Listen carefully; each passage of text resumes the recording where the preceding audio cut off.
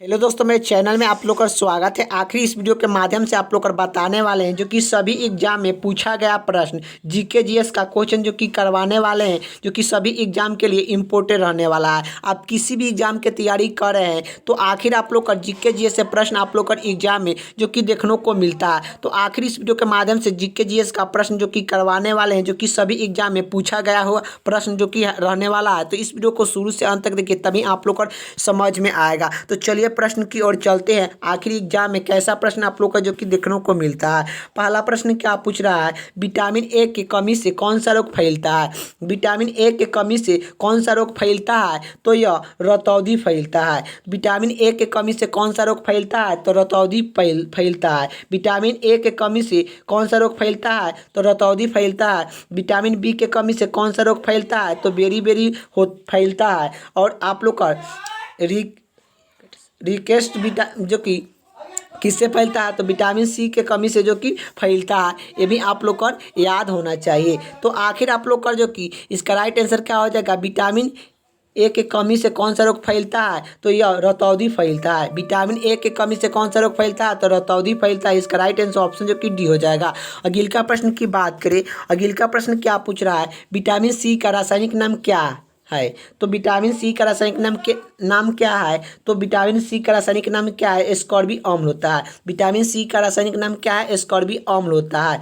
तो इसका right answer option जो कि डी हो जाएगा। अगिल का प्रश्न की बात करें, अगिल का प्रश्न क्या पूछ रहा है कि निम्नलिखित में से कौन सा विटामिन जल में घुलनशील है। तो निम्नलिखित में से कौन सा विटामिन जल में घुलनशील होता है, तो जो कि जल में घुलनशील विटामिन जो कि दो होता है, विटामिन बी और विटामिन सी। तो ऑप्शन में आप लोग का क्या दिया गया, विटामिन सी। तो विटामिन सी आप लोग का जल में घुलनशील होता है। तो आखिर आप लोग का वासा में पूछेगा, वासा में घुलनशील विटामिन कौन सा होता है, तो DAKE। या आप लोग का चार विटामिन आप लोग का याद होना चाहिए, vitamin D, vitamin A, vitamin के, विटामिन ई। ये सब क्या होता है, वासा में घुलनशील होता है। लेकिन जल में घुलनशील विटामिन बी और सी होता है। तो यही आप लोग का ऑप्शन में पूछा है कि निम्नलिखित में से कौन सा विटामिन जल में घुलनशील होता है, तो विटामिन जो कि सी होता है। तो इसका राइट आंसर क्या हो जाएगा, ऑप्शन जो कि बी हो जाएगा। अगिल का प्रश्न की ओर चलते हैं। अगिल का प्रश्न क्या पूछ रहा है कि तो टीका रोग किस फसल से संबंधित है। तो टीका रोग किस फसल से संबंधित है, तो मूंगफली से संबंधित है। टीका रोग किस फसल से संबंधित है, तो मूंगफली से संबंधित है। इसका राइट आंसर ऑप्शन जो कि बी हो जाएगा। अगिल का प्रश्न की ओर चलते हैं। अगिल का प्रश्न क्या पूछ रहा है, निम्नलिखित में से किससे ऊर्जा प्राप्त नहीं होता है।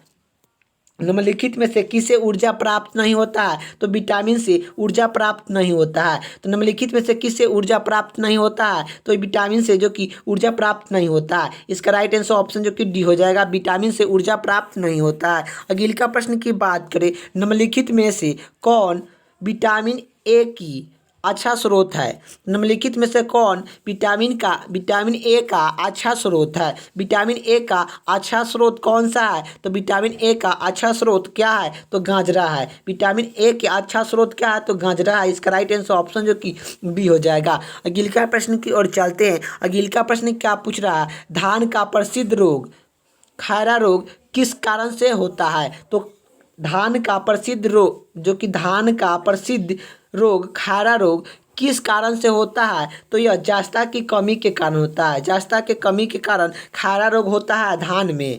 इसका राइट आंसर ऑप्शन जो कि सी हो जाएगा। अगिल का प्रश्न की ओर चलते हैं। अगिल का प्रश्न क्या पूछ रहा है कि गुरुत्वाकर्षण के नियम का आविष्कार कौन है। तो यह गुरुत्वाकर्षण के नियम का आविष्कार कौन है, तो यह कौन है, तो ये न्यूटन ने किए थे। गुरुत्वाकर्षण के नियम का आविष्कार कौन किए थे, तो यह न्यूटन ने जो कि किए थे। इसका राइट आंसर ऑप्शन जो कि सी हो जाएगा। अगिल का प्रश्न की बात करें, दूध के घनत्व को किसके द्वारा मापा जाता है। तो दूध के घनत्व को किसके द्वारा मापा जाता है, तो लेक्टोमीटर के द्वारा दूध का घनत्व को मापा जाता है। तो इसका राइट आंसर ऑप्शन जो कि डी हो जाएगा। अगिल का प्रश्न की बात करें, अगिल का प्रश्न क्या पूछ रहा है, भूकंप की तीव्रता किससे मापा जाता है। तो भूकंप की तीव्रता किससे मापा जाता है, तो सिस्मोग्राफी से भूकंप की तीव्रता को मापा जाता है। इसका राइट आंसर ऑप्शन जो कि बी हो जाएगा। अगिल का प्रश्न की बात करें, अगिल का प्रश्न क्या पूछ रहा है, फैदोमीटर का उपयोग किसके मापने के लिए किया जाता है। तो फैदोमीटर का उपयोग किसके मापने के लिए किया जाता है? तो यह समुद्र की गहराई को मापने के लिए फायदोमीटर का प्रयोग किया जाता है। इसका राइट आंसर ऑप्शन जो कि बी हो जाएगा। अगले का प्रश्न की ओर चलते हैं। अगले का प्रश्न क्या पूछ रहा है कि एम्पियर क्या क्या मापने की इकाई है? तो एम्पियर क्या मापने की इकाई है? तो एम्पियर क्या मापने की इकाई है? तो विद्युत धारा को मापने वाला इकाई है। एम्पियर क्या मापने की इकाई है? तो विद्युत धारा को मापने वाला इकाई है। इसका राइट आंसर ऑप्शन जो कि डी हो जाएगा। अगले का प्रश्न की ओर चलते हैं। अगले का प्रश्न क्या पूछ रहा है? प्रतिरोधक का मात्रक है। तो प्रतिरोधक का मात्रक है, तो प्रतिरोधक का मात्रक क्या होता है? तो ओम होता है। प्रतिरोधक का मात्रक क्या होता है? ओम होता है। इसका राइट आंसर ऑप्शन जो कि डी हो जाएगा।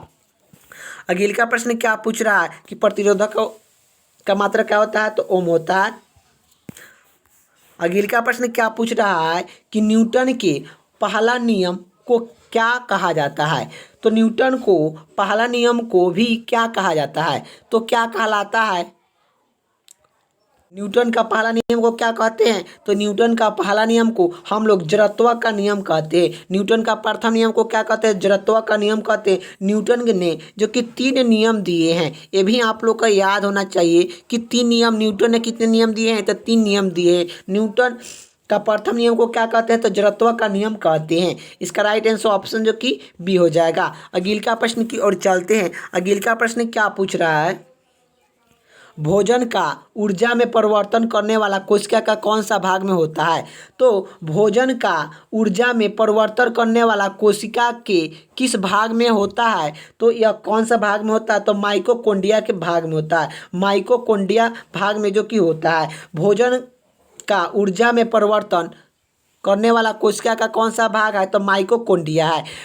यही आप लोग का पूछेगा कि प्रोटीन का फैक्ट्री किसे कहते हैं? तो प्रोटीन का फैक्ट्री किसे कहते हैं? तो राइबोसोम को प्रोटीन का फैक्ट्री कहते हैं। लाइकोसोम को क्या कहते हैं? आत्म की थैली कहते हैं। आत्म की थैली किसे कहते हैं? तो लाइकोसोम को कहते हैं। और माइटोकॉन्ड्रिया को क्या कहते हैं? कोशिका का सबसे छोटी कोशिका है। कोशिका का सबसे छोटी कोशिका किसे कहते हैं? तो माइटोकॉन्ड्रिया को कहते हैं।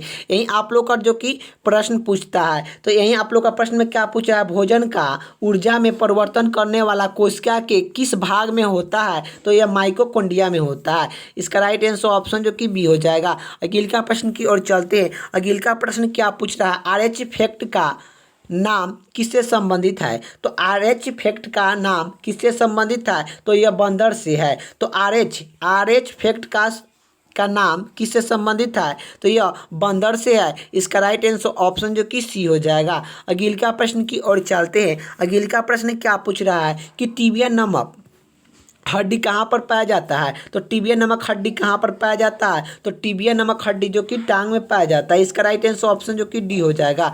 अगले का प्रश्न की ओर चलते हैं। अगले का प्रश्न क्या पूछ रहा है कि मानव शरीर के किस अंग की हड्डी सबसे लंबी होती है? तो मानव शरीर के किस अंग की हड्डी सबसे लंबी होती है? तो यह जांघ की हड्डी होती है। जांघ की हड्डी मानव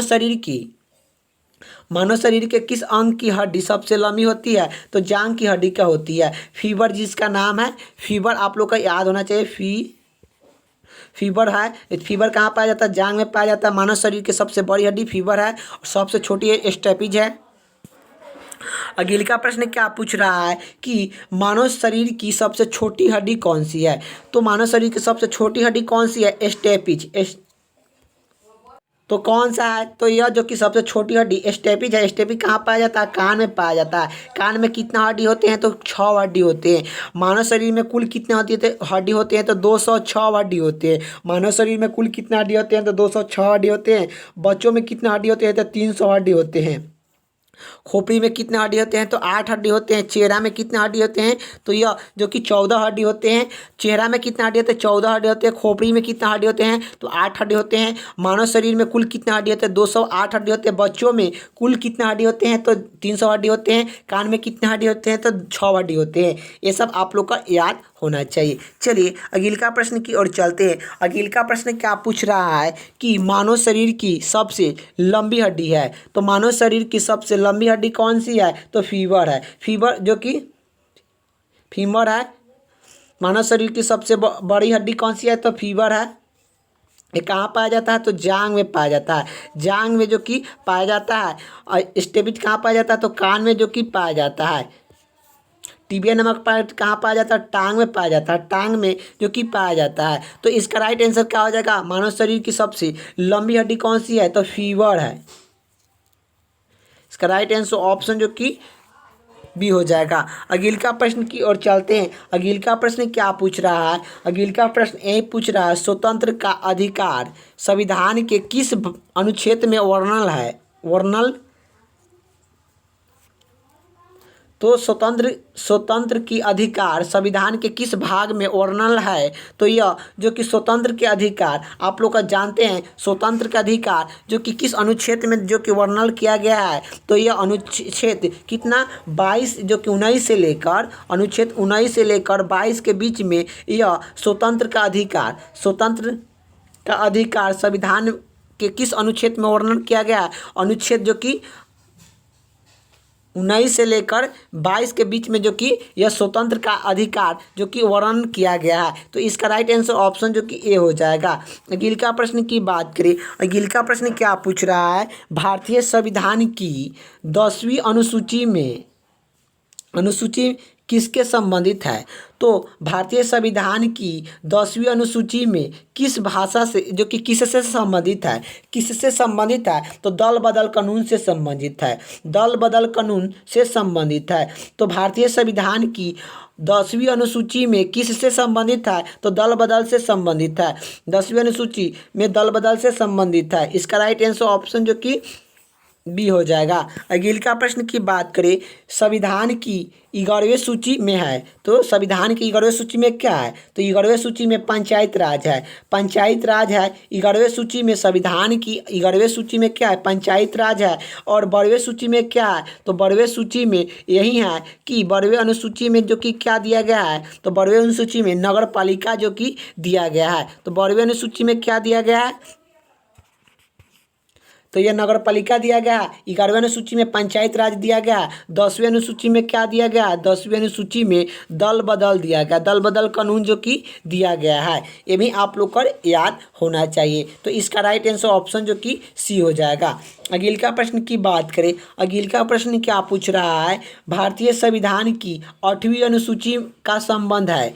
तो भारतीय संविधान की 8वीं अनुसूची का संबंध है। यह 8वीं अनुसूची का संबंध किससे है? तो 8वीं अनुसूची का संबंध किससे है? तो यह जो कि किससे है?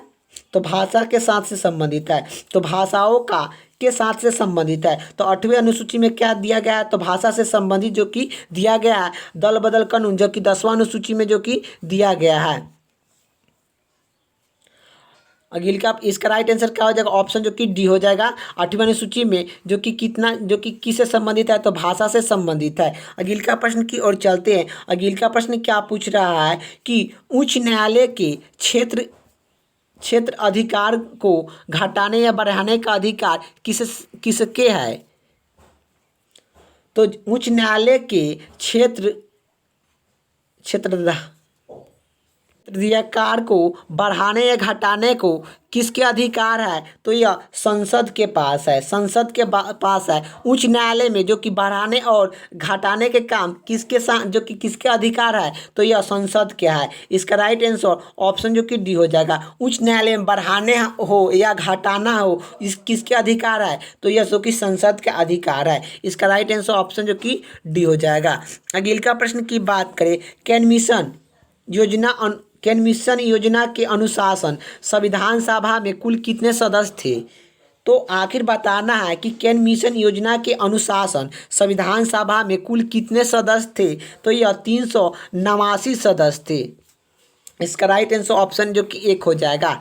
अगले का प्रश्न की ओर चलते हैं। अगले का प्रश्न क्या पूछ रहा है कि फूट डालो और राज करो की नीति किसने अपनाई थी? फूट डालो और राज करो की नीति किसने अपनाई थी? तो लॉर्ड कर्जन ने जो कि अपनाया था। लॉर्ड कर्जन ने फूट डालो और राज करने की नीति अपनाया था। इसका राइट आंसर ऑप्शन जो कि दो हो जाएगा। अगले का प्रश्न की ओर चलते हैं। अगले का प्रश्न क्या पूछ रहा है? सुभाष चंद्र बोस ने कब कांग्रेस की अध्यक्षता से त्याग पत्र दिया था? तो सुभाष चंद्र बोस ने कब कांग्रेस की अध्यक्षता से त्याग पत्र दिया था? तो यह 1939 ईस्वी में जो कि दिया था, 1939 ईस्वी में जो कि दिया था। इसका राइट आंसर ऑप्शन जो कि 3 हो जाएगा। अगले का प्रश्न की ओर चलते हैं। अगले का प्रश्न क्या पूछ रहा है? भारतीय संविधान का कौन सा भाग मौलिक अधिकार से संबंधित है? तो भारतीय संविधान का कौन सा भाग है कि मौलिक अधिकार से संबंधित है? तो मौलिक अधिकार से संबंधित कौन सा भाग है? तो भाग जो कि 3 है, भाग जो कि 3 है मौलिक अधिकार से संबंधित है। तो आखिर आप लोग का मौलिक अधिकार से संबंधित कौन सा भाग है? तो भाग जो कि 3 है, आप लोग का याद होना चाहिए। भाग जो कि 3 है, भाग जो कि 3 है। यही पूछेगा कि मौलिक अधिकार कहाँ से लिया गया है? तो कहाँ से लिया गया है? तो मौलिक अधिकार कहाँ किस संविधान से लिया गया है? तो मौलिक अधिकार किस संविधान से लिया गया है? तो अमेरिका से लिया गया है। यही पूछेगा कि मौलिक अधिकार कौन सी अनुच्छेद में है? कौन से अनुच्छेद में है? तो मौलिक अधिकार कौन से अनुच्छेद में है? अनुच्छेद 12 से लेकर अनुच्छेद 35। अनुच्छेद 12 से लेकर 35 में मौलिक अधिकार का उल्लेख मिलता है। यही पूछेगा कि मौलिक अधिकार वर्तमान में कितना है? तो मौलिक अधिकार वर्तमान में कितना है? तो आप लोग का क्या बताइएगा कि मौलिक अधिकार वर्तमान में कितना है? तो वर्तमान में मौलिक अधिकार जो कि 6 है। पहले कितना था? तो पहले जो कि मौलिक अधिकार जो कि कितना था? पहले जो कि कितना था? तो 7 था। यही आप लोग का, चलिए मौलिक एक बार रिपीट कर दे रहे हैं। मौलिक अधिकार कौन सी भाग में है? तो भाग 3 में है। मौलिक अधिकार कौन सी भाग में है? तो 3 में है। मौलिक अधिकार कहाँ से लिया गया है? तो मौलिक अधिकार किस संविधान से लिया गया है? तो अमेरिका संविधान से लिया गया है। यही पूछेगा कि मौलिक अधिकार कौन सी अनुच्छेद में है? तो अनुच्छेद 12 से लेकर अनुच्छेद 35 में, अनुच्छेद 12 से लेकर 35 में जो कि है। यही पूछेगा कि मौलिक अधिकार वर्तमान में कितना है? तो वर्तमान में मौलिक अधिकार कितना है? तो 6 है। पहले कितना था मौलिक अधिकार? तो 7 था। ये भी आप लोग को याद होना चाहिए। तो इसका राइट आंसर क्या हो जाएगा? मौलिक अधिकार का संबंध किससे है, किस भाग से संबंधित है? तो भाग जो कि 3 से संबंधित है। इसका राइट आंसर ऑप्शन जो कि 2 हो जाएगा। अगले का प्रश्न की ओर चलते हैं। अगले का प्रश्न क्या पूछ रहा है?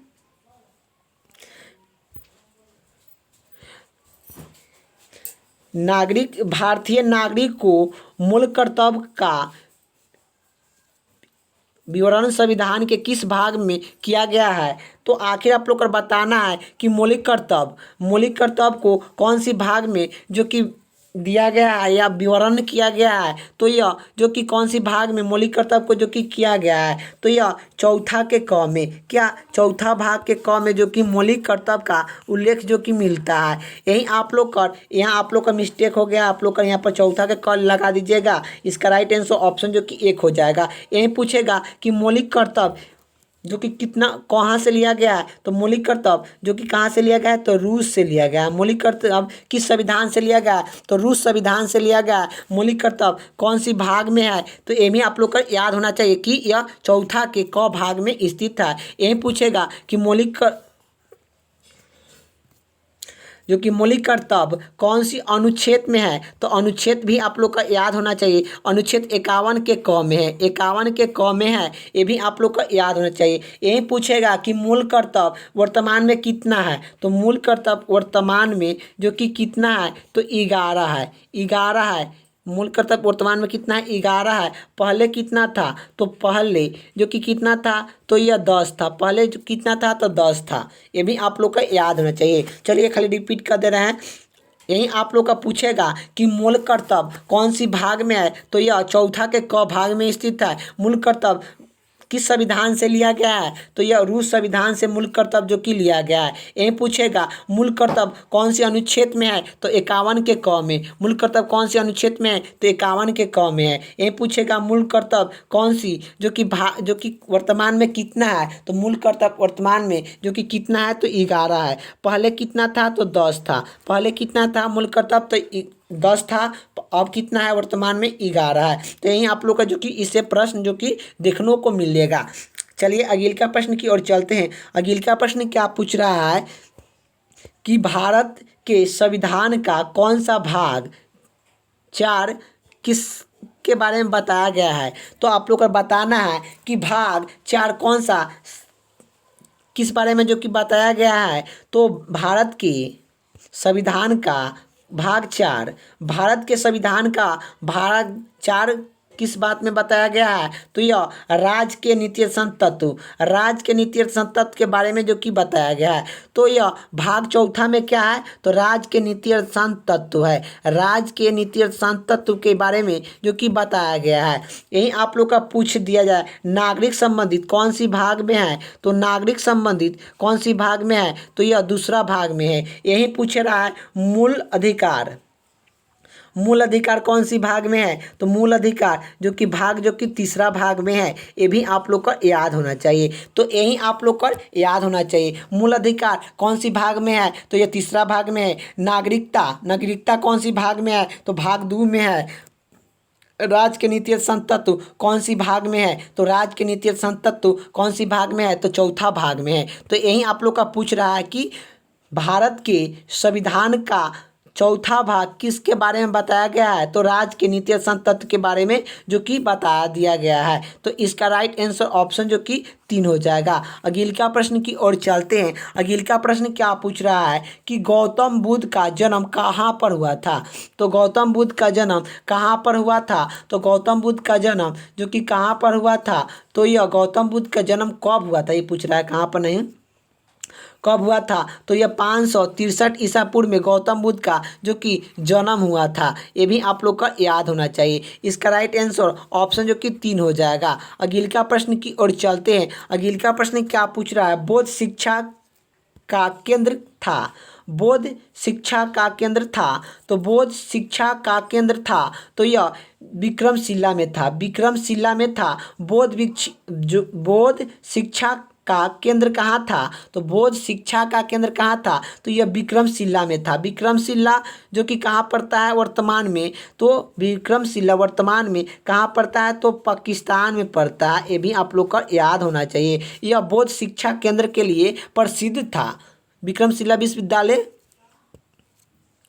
इसका राइट आंसर क्या हो जाएगा, ऑप्शन जो कि 2 हो जाएगा। तो अगला प्रश्न की ओर चलते हैं। अगला प्रश्न क्या पूछ रहा है कि बक्सर का युद्ध कब प्रभावित हुआ था, तो बक्सर का युद्ध जो कि कब लड़ा गया था, तो बक्सर का युद्ध 1764 ईस्वी में बक्सर का युद्ध जो कि लड़ा गया था। इसका राइट आंसर ऑप्शन जो कि 1 हो जाएगा। अगला प्रश्न की ओर चलते हैं। अगला प्रश्न क्या पूछ रहा है कि दिल्ली का लाल किला किसने बनाया था, दिल्ली के लाल किला किसने बनाया था, तो दिल्ली के लाल किला किसने बनाया था, तो शाहजहां ने बनाया था। दिल्ली के लाल किला किसने बनाया था, शाहजहां ने जो कि बनाया था। अगला प्रश्न की ओर चलते हैं। अगला प्रश्न क्या पूछ रहा है, तीसरा बौद्ध संगीति कहाँ पर आयोजित हुआ था, तो तीसरा बौद्ध संगीति कहाँ पर आयोजित हुई थी, तो कहाँ पर हुई थी, तो यह पाटलिपुत्र में जो कि तीसरा बौद्ध संगीति हुई थी। यही आप लोग का इसका राइट आंसर हो जाएगा।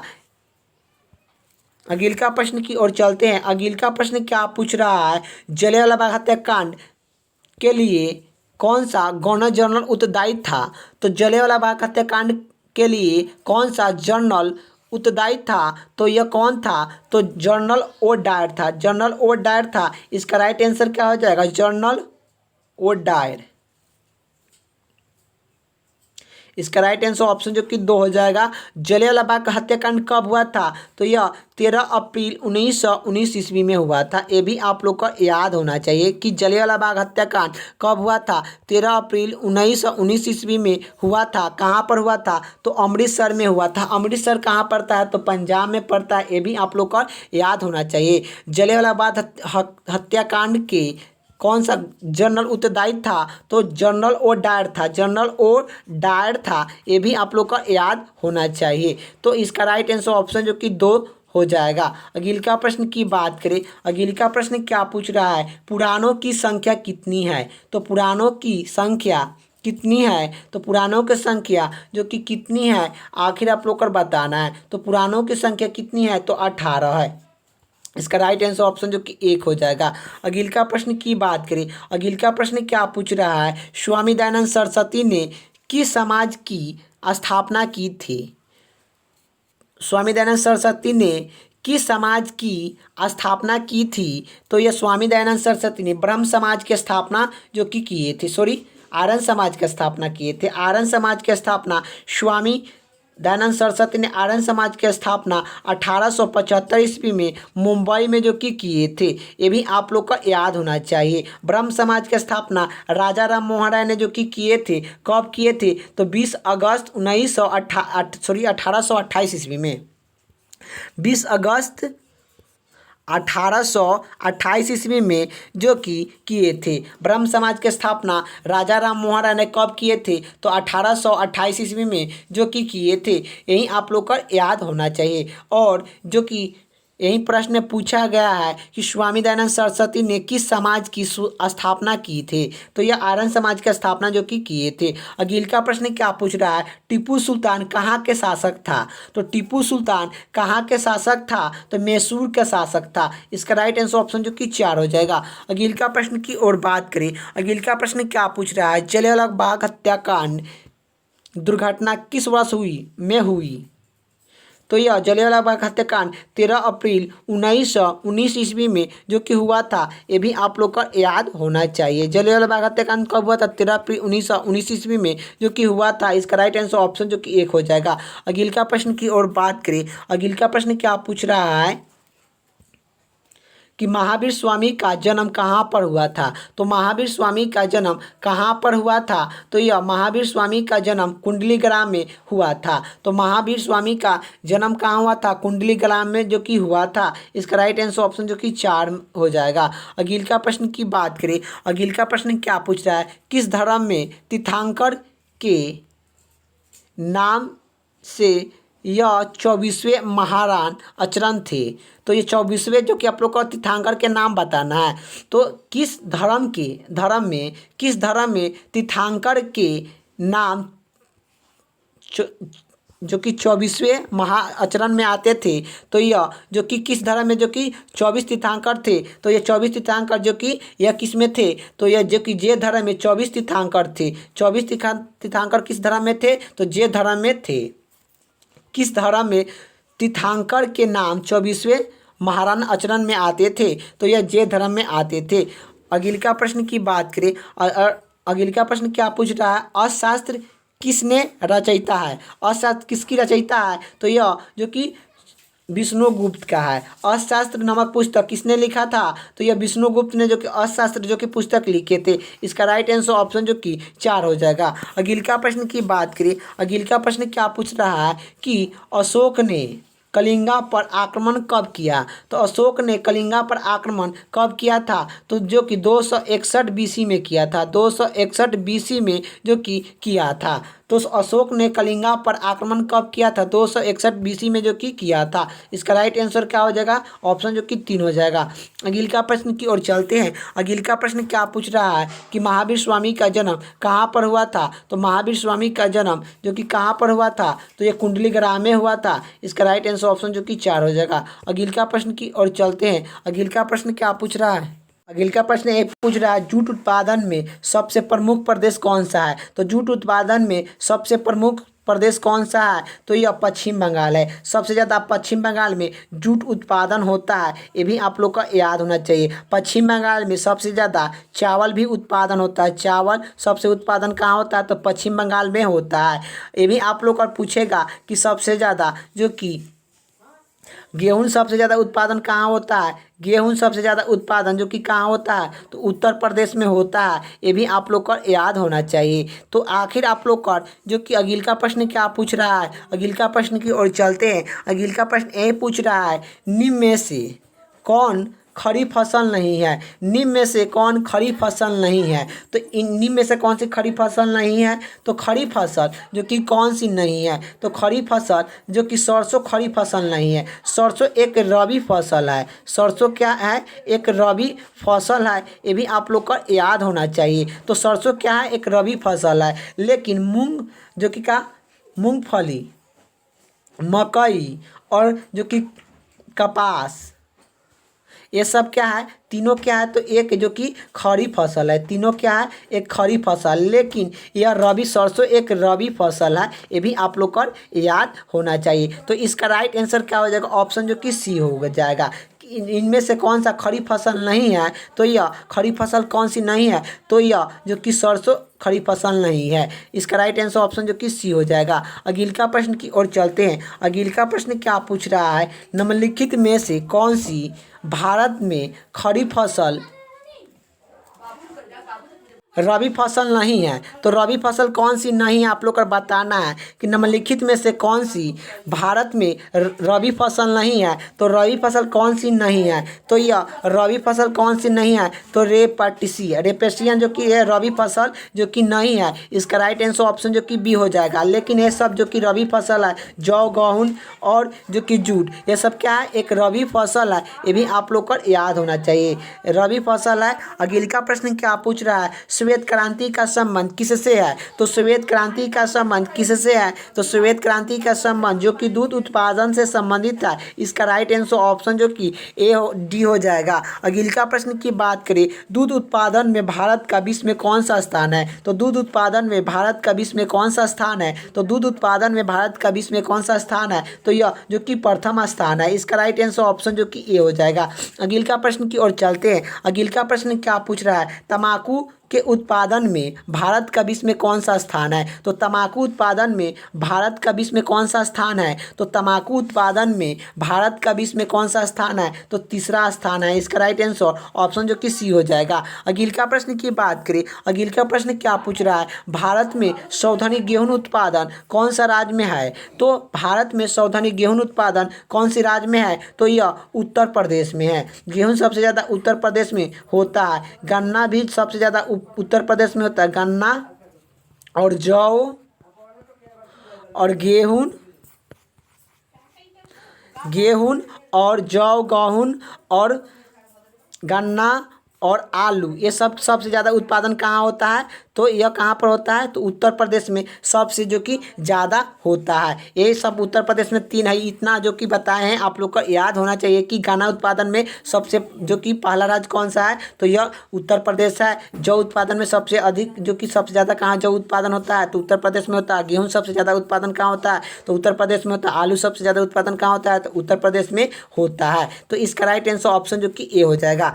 अगले का प्रश्न की बात करें, अगले का प्रश्न क्या पूछ रहा है, संविधान के किस अनुच्छेद में धन विधायक की परिभाषित दी गई है, तो धन विधायक की परिभाषित दी गई है, तो संविधान के किस अनुच्छेद में धन विधायक की परिभाषित दी गई है, तो अनुच्छेद 110 में धन विद्या को परिभाषित दिया गया है। इसका राइट आंसर ऑप्शन जो कि 4 हो जाएगा। अगले का प्रश्न की ओर चलते हैं। अगले का प्रश्न क्या पूछ रहा है, संविधान के किस अनुच्छेद के अंतर्गत राष्ट्रपति आदेश जारी कर सकते हैं, तो संविधान के किस अनुच्छेद के अंतर्गत राष्ट्रपति आदेश को जारी कर सकते हैं, तो अनुच्छेद 123 के अंतर्गत में राष्ट्रपति आदेश को जारी कर सकते हैं। इसका राइट आंसर ऑप्शन जो कि 3 हो जाएगा। अगले का प्रश्न की बात करें, अगले का प्रश्न क्या पूछ रहा है कि भारतीय संविधान के किस अनुच्छेद के अंतर्गत वित्त आयोग की गठन की प्रावधान दिया गया है, तो वित्त आयोग का गठन जो कि किस संविधान के अनुच्छेद के अंतर्गत में जो कि दिया गया है, तो 280 के अंतर्गत में जो कि वित्त आयोग का जो कि अनुच्छेद में जो कि दिया गया है। इसका राइट आंसर ऑप्शन जो कि 3 हो जाएगा। अगले का प्रश्न की बात करें, अगले का प्रश्न क्या पूछ रहा है, भारत के महान्यायवादी के नियुक्ति संबंधित कौन सी अनुच्छेद है, तो भारत के महान्यायाधीश के नियुक्ति संबंधित कौन सी अनुच्छेद है, तो अनुच्छेद 46, अनुच्छेद जो कि 46 है, अनुच्छेद 46 है। और यही पूछेगा कि भारत के महान्यायाधीश का नियुक्ति कौन करते हैं, तो यह राष्ट्रपति करते हैं। ये भी आप लोग को याद होना चाहिए। तो महान्यायाधीश का नियुक्ति कौन करते हैं, तो राष्ट्रपति करते हैं। और किस अनुच्छेद के अंतर्गत में जो कि आता है, तो यह किस अनुच्छेद के अंतर्गत में करते हैं, तो 46 अनुच्छेद के अंतर्गत में जो कि करता है। इसका राइट आंसर ऑप्शन जो कि 2 हो जाएगा। अगले का प्रश्न की बात करें, अगले का प्रश्न क्या पूछ रहा है कि योजना आयोग की स्थापना किस वर्ष की गई, तो योजना आयोग की स्थापना किस वर्ष की गई थी, 1950 ईस्वी में की गई थी। योजना आयोग का स्थापना 1950 ईस्वी में की गई थी। इसका राइट आंसर ऑप्शन जो कि 2 हो जाएगा। अगले का प्रश्न की बात करें, अगले का प्रश्न क्या पूछ रहा है, पटना उच्च न्यायालय की स्थापना कब हुई। तो पटना उच्च न्यायालय की स्थापना कब हुई? तो यह जो कि 3 फरवरी 1916 ईस्वी में पटना उच्च न्यायालय की स्थापना हुई थी। इसका राइट आंसर ऑप्शन जो कि ए हो जाएगा। अगले का प्रश्न की बात करें, अगले का प्रश्न क्या पूछ रहा है कि बिहार में राज्यसभा सीट कितनी है? तो बिहार में राज्यसभा सीट कितनी है? तो बिहार में राज्यसभा की कितनी सीट है? तो ये राज्यसभा का सीट जो कि 16 है। राज्यसभा का सीट जो कि 16 है। तो चलिए आप लोग का इस पर थोड़ा जो कि बता दे रहे हैं। देखिए आप लोग का पूछेगा कि राज्यसभा का सीट कितना है? तो राज्यसभा का सीट कितना है? तो 16 सीट है। यही जो कि लोकसभा का सीट पूछेगा कि बिहार में लोकसभा का सीट कितना है? तो 40 है। लोकसभा का सीट कितना है? तो 40 है। यही आप लोग का विधानसभा का सीट पूछेगा कि बिहार में कितना है? तो यह विधानसभा का सीट 243 है। यही आप लोग का पूछेगा कि बिहार में विधान परिषद का सीट कितना है? विधान परिषद का सीट कितना है? तो विधान परिषद का सीट कितना है? तो परिषद का सीट कितना है? तो 75 है। बिहार में विधान परिषद का सीट कितना है? तो परिषद जो कि विधान परिषद का सीट कितना है बिहार में? तो यह 75 है। लेकिन विधानसभा का पूछेगा तो 243 है। लोकसभा का बिहार में कितना सीट है? तो 40 है। राज्यसभा का सीट कितना है? तो 16 है। यही आप लोग का पूछेगा कि बिहार में जो कि कुल कितने जिला है? तो 38 जिला है। बिहार में कुल 38 जिला है। तो इसका राइट आंसर क्या हो जाएगा? ऑप्शन जो कि डी हो जाएगा। अगले का प्रश्न की ओर चलते हैं। अगले का प्रश्न क्या पूछ रहा है? अगले का प्रश्न यही पूछ रहा है झारखंड बिहार से अलग कब हुआ था? तो यह आप लोग का बताना है झारखंड बिहार से कब प्रस्ताव हुआ था, तो अलग कब हुआ था? तो यह जो कि यह कब हुआ था? 15 नवंबर 2000 ईस्वी को हुआ था। 15 नवंबर 2000 ईस्वी को जो कि क्या हुआ था? झारखंड बिहार से अलग हो गया था। ये भी आप लोग को याद होना चाहिए। तो इसका राइट आंसर क्या हो जाएगा? ऑप्शन जो कि ए हो जाएगा। तो झारखंड बिहार से अलग कब हुआ था? तो यह कब हुआ? तो यह जो कि 15 नवंबर 2000 ईस्वी को हुआ था। इसका राइट आंसर ऑप्शन जो कि ए हो जाएगा। अगले का प्रश्न की बात करें, अगले का प्रश्न क्या पूछ रहा है?